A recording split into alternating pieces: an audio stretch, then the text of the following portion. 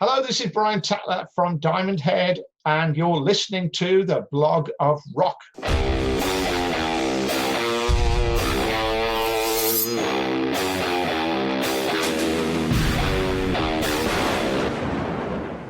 Welcome to the Blog of Rock, the podcast about rock stars and their stories. My name is Uwe, and I'm gonna take you backstage and present to you the stories behind your legends. Of course, we're talking about the music that connects us all, but also about the people behind it. What inspired and motivated them, how did they create their brand, and what kind of rockstar tips do they have for you outside?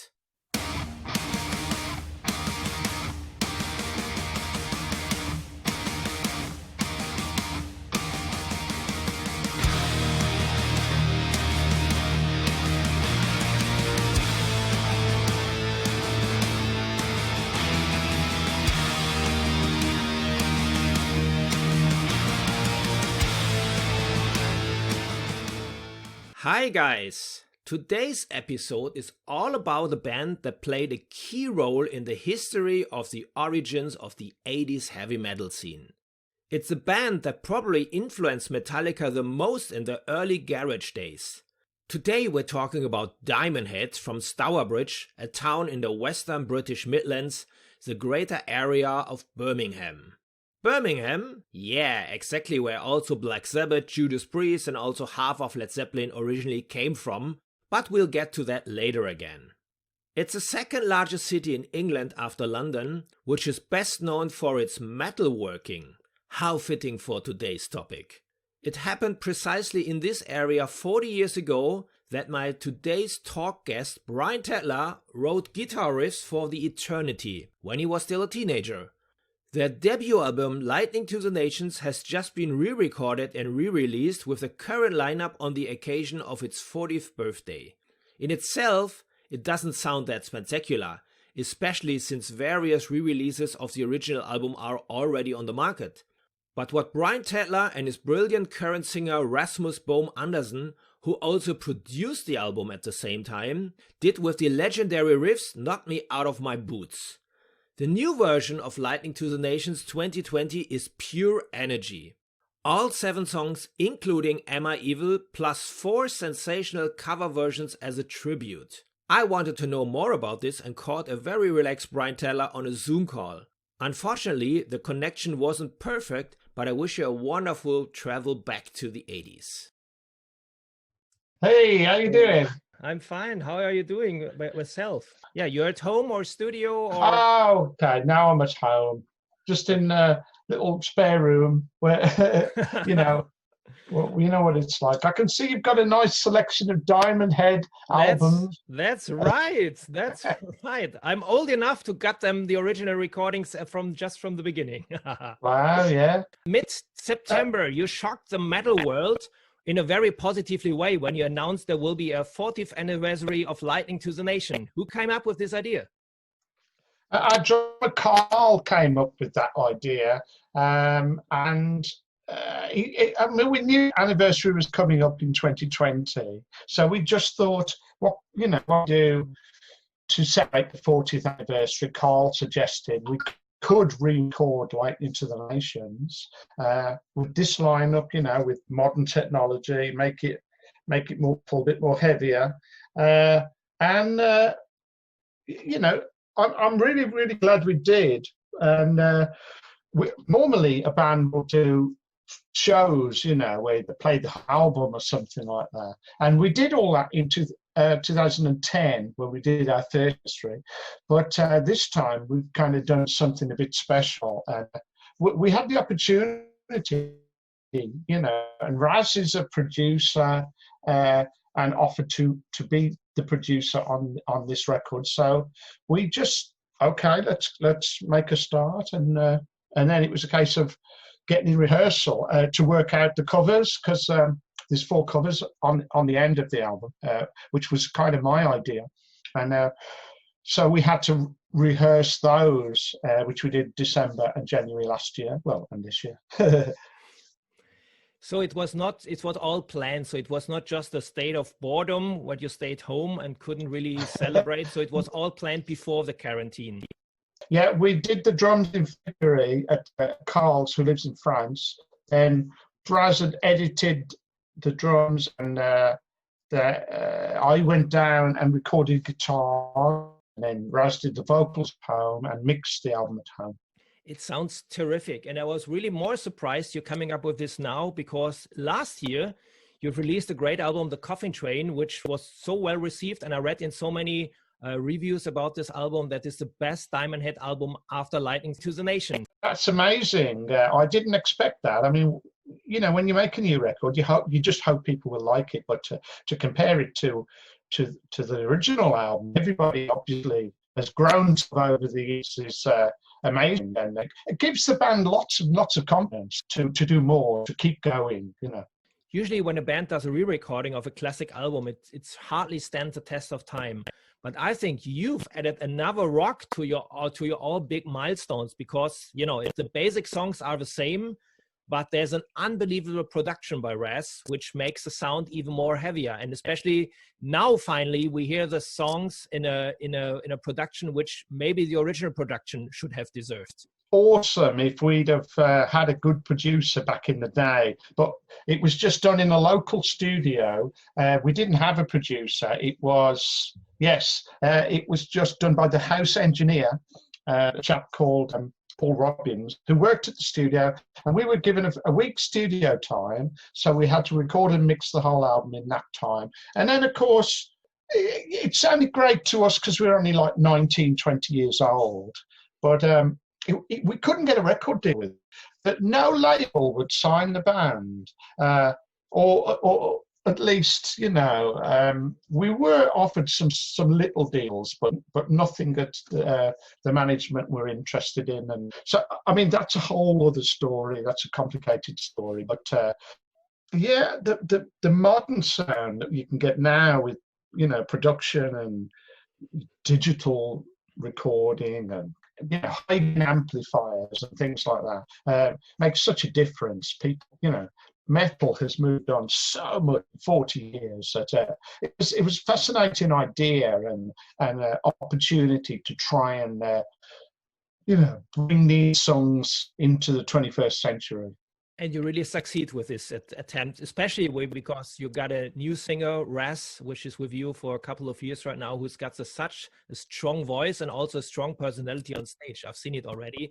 And he's such a powerful singer, which really gives Diamond Head a new breath. I know you started this band over and over again, then stopped and restarted. But I think this time you really have a stable lineup, especially because you have this great frontman who's also a great producer. Absolutely. He's made a big difference to the band. He joined in 2014. I feel, you know, Diamond Head's been moving in the right direction. He is very good singer, very powerful singer, works great live, and nothing phases him really in that respect. You know, he can reach high notes, and so, you know, with the covers, we were able to do, you know, vocally quite difficult covers, and it didn't really phase Raz in that respect. So yeah, he's a treasure, I think, for this band. He fits in perfectly, and it's great.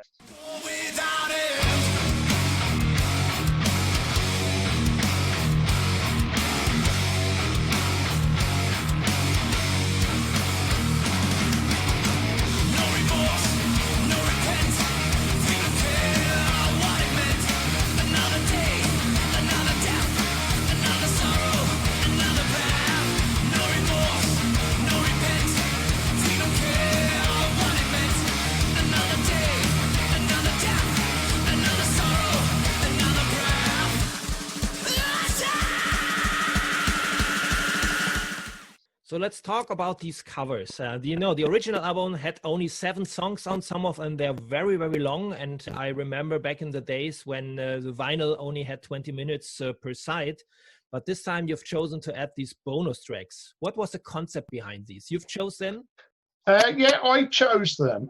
All along, I said we should do some covers. You know, once we decided, okay, let's do the album, rather than just do the album, because on the reissue album, the CD version that came out in 2001 and 2011, there was all the B-sides. There was like had the lights, Streets of Gold and Play It Loud, etc.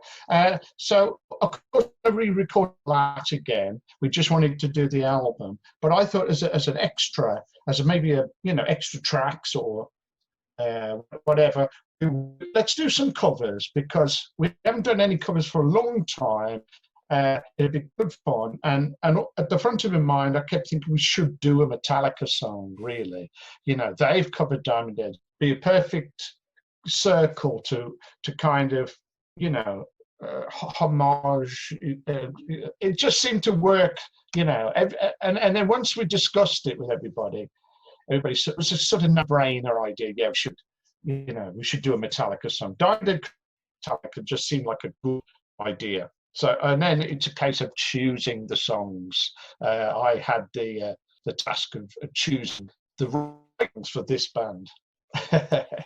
Which is difficult, but you've chosen the perfect one, Romeo. Especially when you listen to the new version of No Remorse, it really sounds like a Diamond Head track, which is really crazy. I think when I listened to it again, I just thought, yeah, there is Diamond Head qualities at that. The way they play the riffs, etc. The fact that there's a big solo right part is reminding me of the Prince. And these little bits that remind me of Dead Reckoning and Sucking My Love and things like that. So I think, the Diamond Head's influence on Metallica is perhaps strongest on Kill 'Em All. And there's quite a few little Diamond Head things going on in No Remorse that I picked out on. So, of course, when we went to rehearse it sounded great in rehearsal. It fitted like a glove.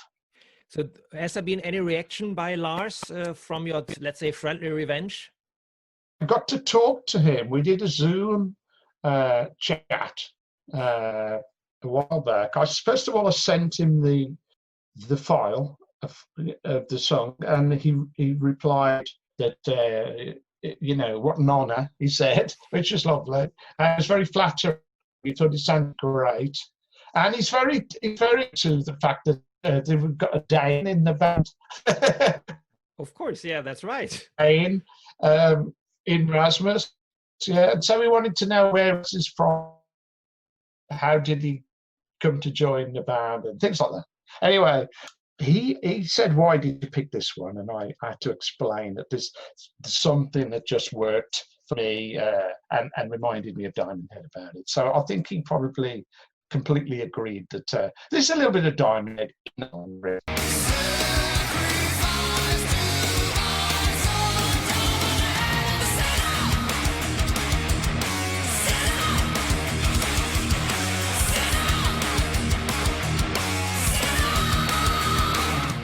On the other cover versions on the album, you picked people from your area. So the next cover version goes to Judas Priest, which are also from the Birmingham area.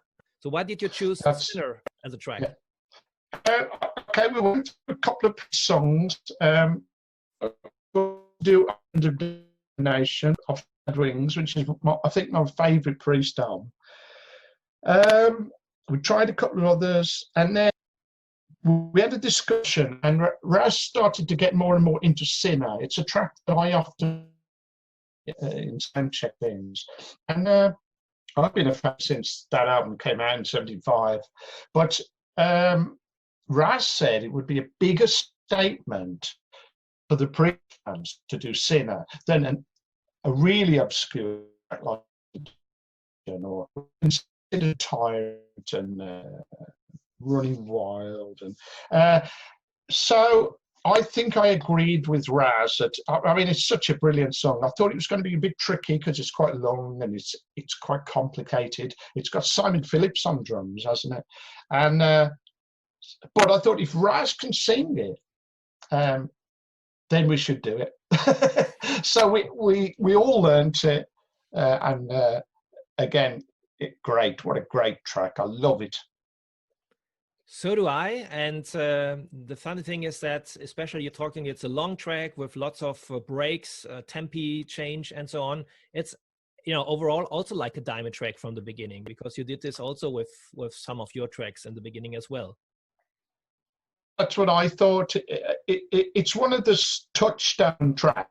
I think that Chains and Sinner are two very important songs for Diamond Head. Sad Wings, the whole album was a huge album for Diamond Head, just as Machine Head was an important album and Master of Reality. But Sad Wings, I saw Priest in, I think, 73 when they opened for Budgie at like Birmingham Town Hall or something like that, and it was about 70p to get in. Priest was, and I was right then, and I kind of followed them from then, and saw them a few times over the years and bought albums. And one of our local heroes, I'd go and see him at Birmingham Odeon. I remember watching him open with Exciter, and it was fantastic.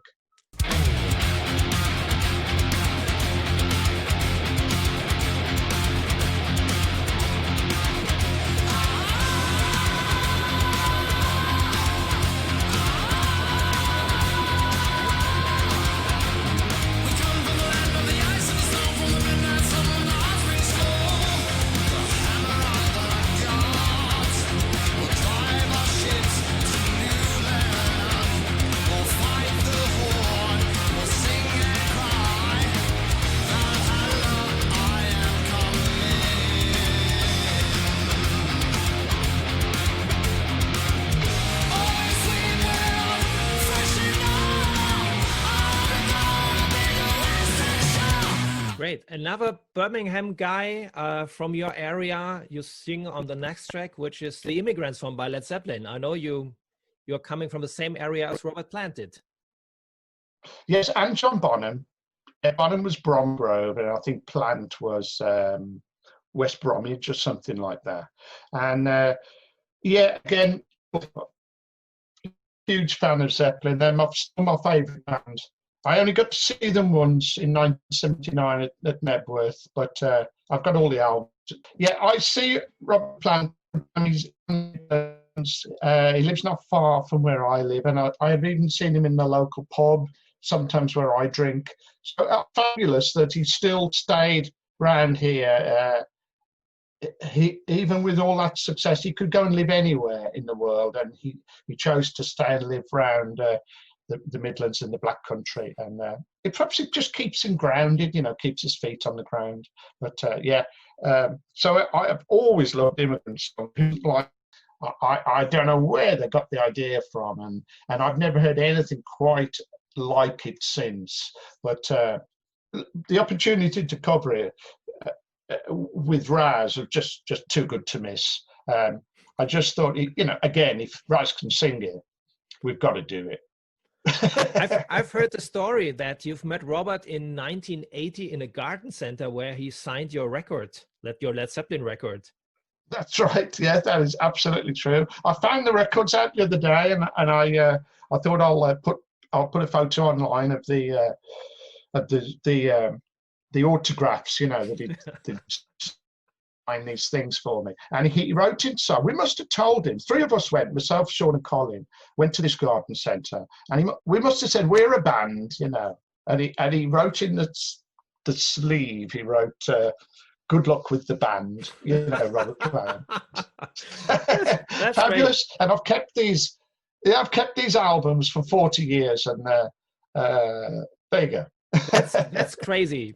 But before you told me that you've seen Led Zeppelin at Nebworth, this must be a great experience for you. Oh yes, I'd always wanted to see Zeppelin since probably about 74, 75. Never got the opportunity. They did Earl's Court. They did 5 nights at Earl's Court, but I did get a ticket. And so when they announced Nebworth, I got a ticket for that, and it was a really weird bill, wasn't it? I don't know if you've ever seen a poster, but there was Chaz and Dave on, and Airport Convention, and Commander Cody and his Lost Planet. There was all sorts of weird bands on before Led Zeppelin. I was only interested in Led Zeppelin. I pretty much snoozed my way through the day waiting for Zeppelin, who probably came on about like 7:30 at night or something. That's crazy. And the last version on the album is Red Bad Blue by Deep Purple. And I really must say that I was surprised to hear this as a choice, because I would have expected the Black Sabbath track at the end. Yes, well, the truth is we tried Sabbath and it didn't quite fit. We went through a few songs and we couldn't make the sound somehow. It just didn't suit us as players and maybe Raz as a singer. I think Sabbath's sound is so unique that I just it didn't gel. It was weird, really. We were all kind of perplexed as to how come it don't really working now. Whereas No Remorse had just fell into place.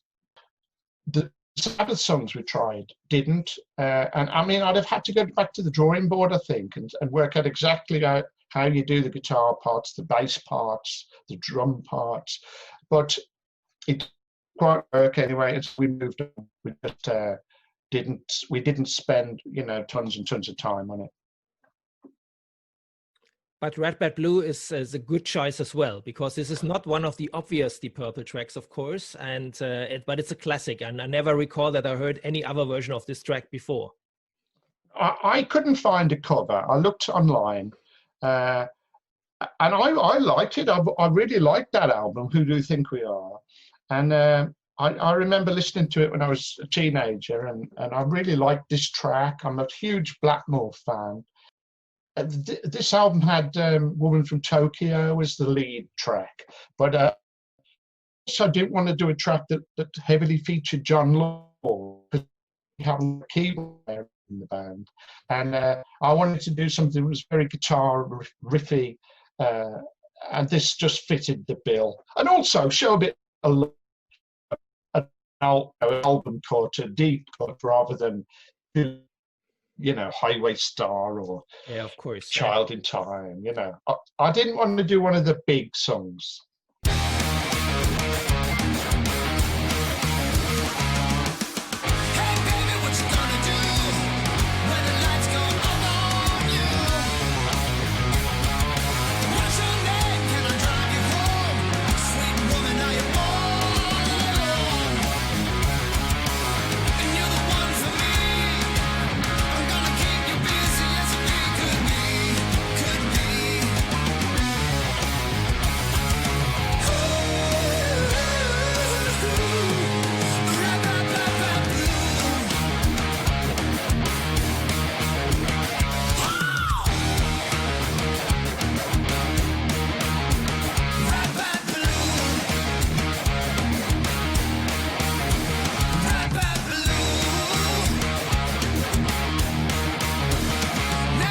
While covering a track which was featuring Ian Gillan as the original song, did you remember that you played with Ian on the Born Again tour? Well, yeah, every now and again I get reminded of that tour. Yeah, that's right. And that's when they had the Stonehenge. And that was my first tour of Europe. And an amazing experience. Yeah, it was Gillan on vocals. It was quite strange, really, to see Ian Gillan and Bevan on drums alongside Tony and Geezer. But then for an encore, they would do Smoke on the Water, and that was really strange as well. Tony playing Smoke on the Water, and then Ian Gillan singing Paranoid. It was, quite weird. I can imagine. You were quite young at that time, and I always recall you were teenagers when you wrote the original songs for Lightning to the Nations, and the original album was released a few months after your 20th birthday. I was born in April, so the album came out. Yeah, I'd be 19 or going 20.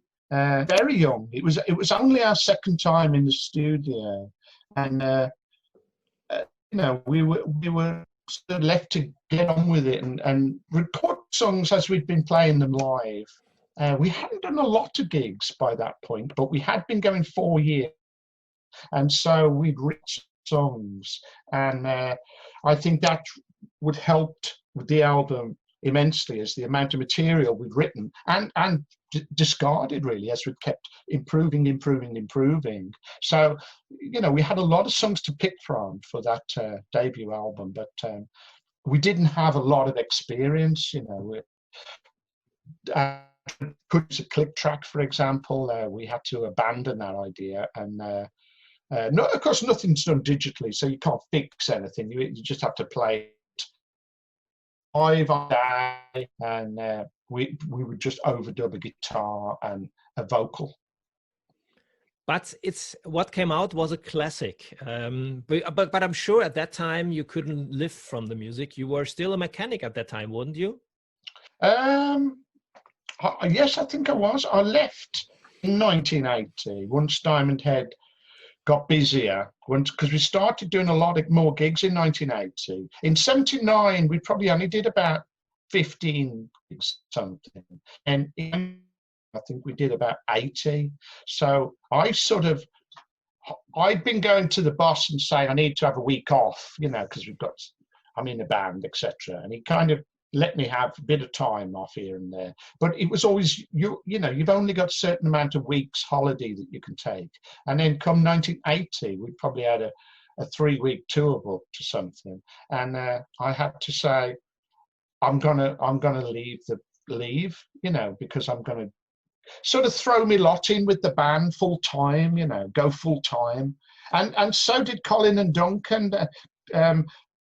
Colin worked in a shop selling men's clothes, like a gentleman's outfitters, where they'd have to measure the inside leg and all that. Suits you, sir.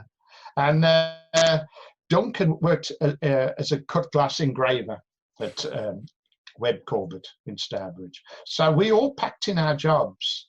Sean didn't have a job, but he'd been going to college, sort of.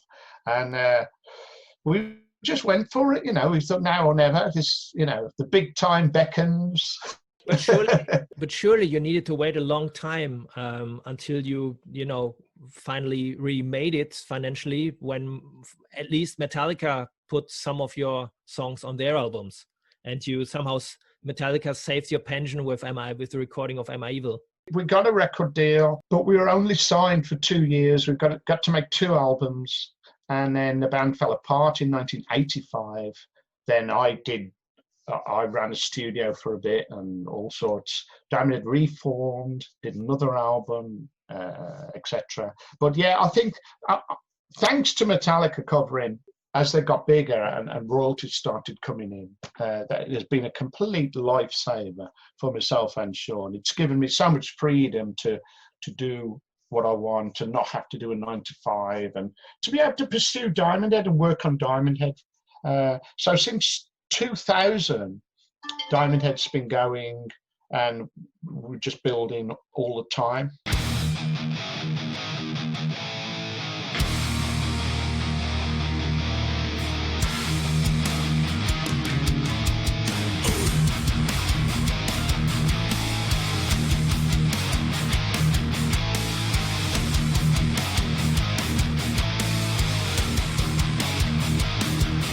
Great stories from the past. Another issue I want to talk with you about, because you've been considered as a riff lord who has inspired a lot of guitarists after, especially when it came to the much heavier sound.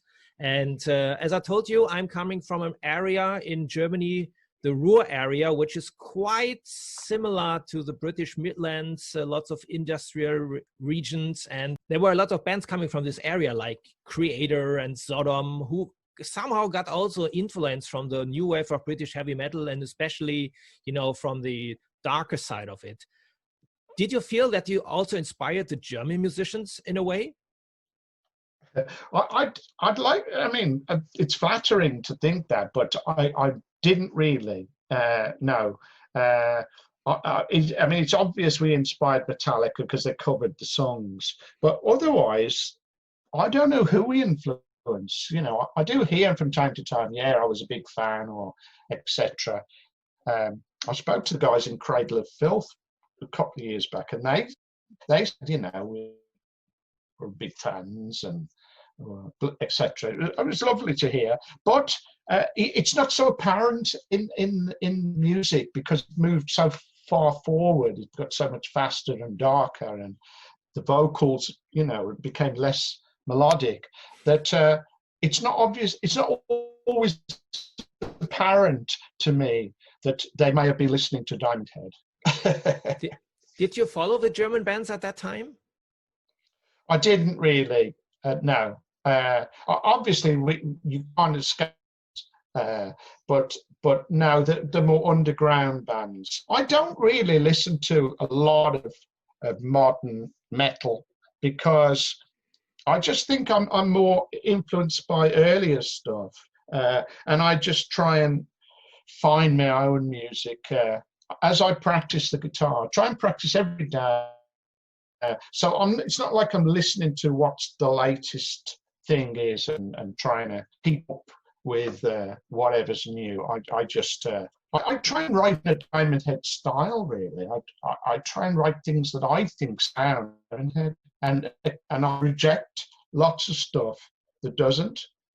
Every now and again you come up with it and you think, oh, it's a bit icy, or it's a bit, it's a bit Black Sabbath. So I better leave that. Because I think each one's got its own territory, and if you stray onto their territory, what's the point in a way? You need to have your identity.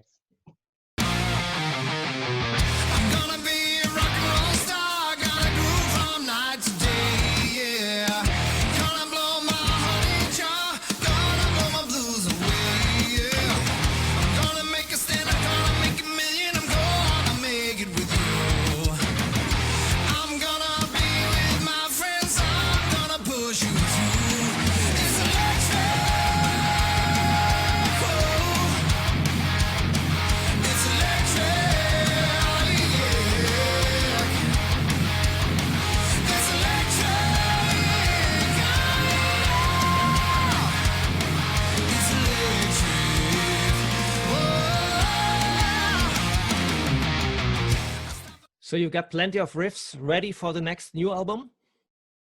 Yes. I was just doing one an hour ago. I've been working on a track here. But yeah, I mean, I've had since March.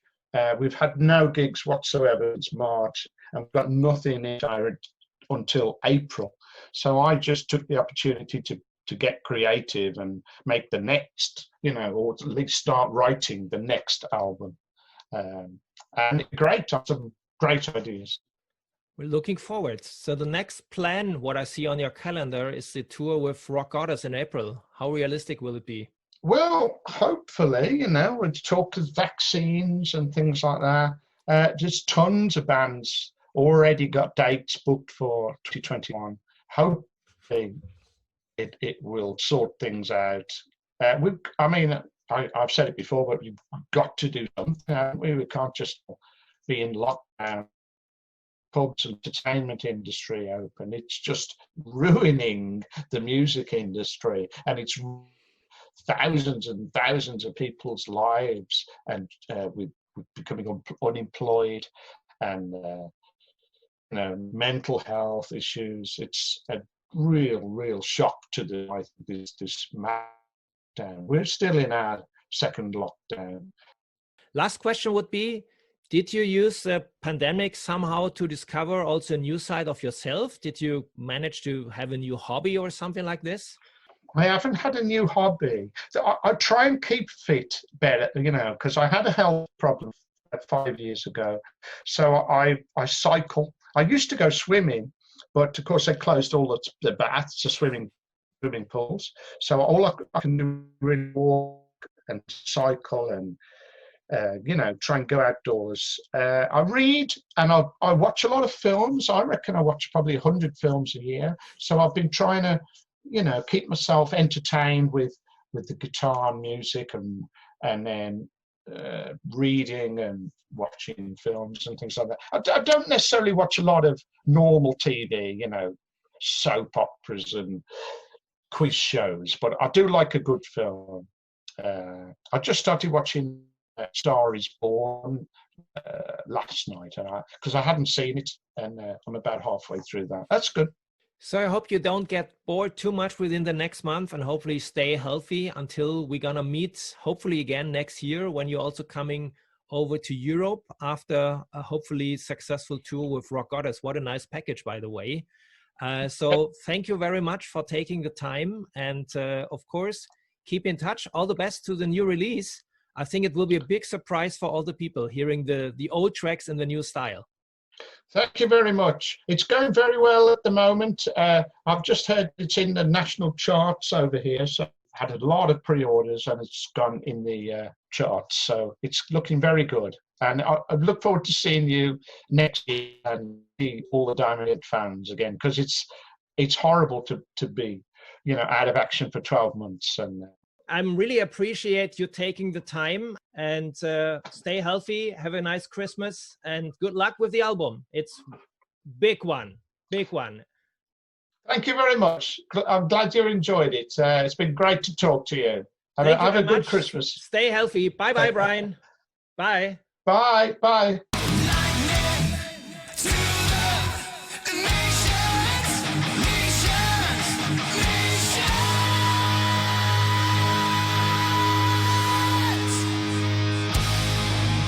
If you have enjoyed this episode, please follow my stories about rockstars at the podcast dealer of your trust so that you don't miss the next episode. You can get it as a free subscription from Spotify, Apple Podcast, Amazon Music, Deezer, SoundCloud, YouTube, and the podcast portal from Google. You can also listen to the stories that have been already published there, because there's new food in every week. And above all, tell your friends and share the good news on social media. Follow me also on Facebook and Instagram. You can find me under the Blog of Rock, and there you get more photos and videos about these episodes. Alright, then let's hear again next time. Until then, keep on rocking.